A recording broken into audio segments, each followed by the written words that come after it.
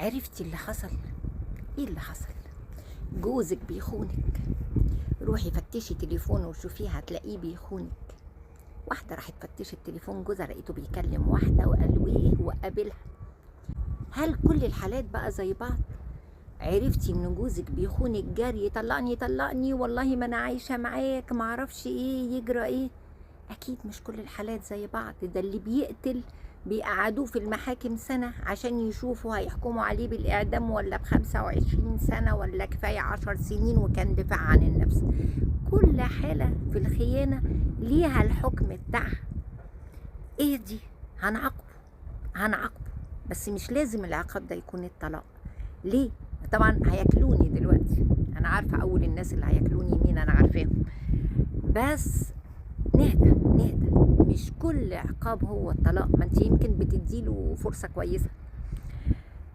اهدي. طبعا ما فيش شك ان موضوع الخيانة ده موضوع كبير جدا جدا يعني واكيد مش بسيطة، واكيد راجل سخيف قوي اللي يبقى عنده ست في البيت وعندك مشكلة معاها حلها. لكن ما تروحش تعرف واحدة تانية، وخصوصا ان مش ناوي يتجوز. يعني بقول لكم في واحد جه عنده 4 ولاد وبيهزر بقى، يعني راح واحدة معجبة بيه ففرحان قوي بقى، فرحان بنفسه بقى ان هو فالنتينو والبنت معجبة بيه وبتاع. فراح وكلمها في التليفون وقابلها مرة واحدة، مراته عرفت مصرة وفعلا اتطلقت. عنده 4 عيال يعني. بس يا جماعة برضو يعني مثلا الراجل ده يعني ندمان أشد الندم. لازم الحكم يبقى مرهون بطبيعة الخيانة. هل جوزك ده راجل خوان رايح جاي بيخونك، ولا هي غلطة وخلاص؟ معلش غلطة وخلاص، إن الله غفور رحيم. آه لكن لو خوان وكثير الخيانة ماشي.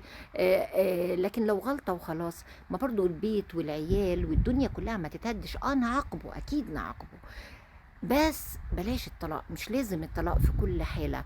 آه، بعد كده يعني اكيد الندم بتاعه ده هيتغير معاكي.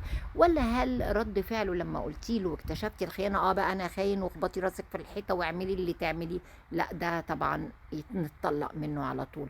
لكن لو هو ندمان ولو هو فعلا راجع تاني وفي امل ان الحياة تبقى احسن وافضل، بالعكس بالعكس.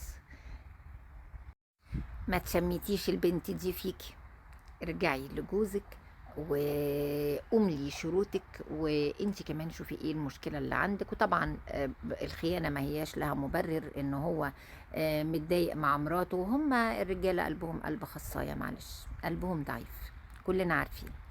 ف وما بيصدق بقى. واحده قالت له يا حلاوتك يا جمالك، فخلاص هو فرحان بشبابه. معلش فرح شويه بشبابه، هندمه.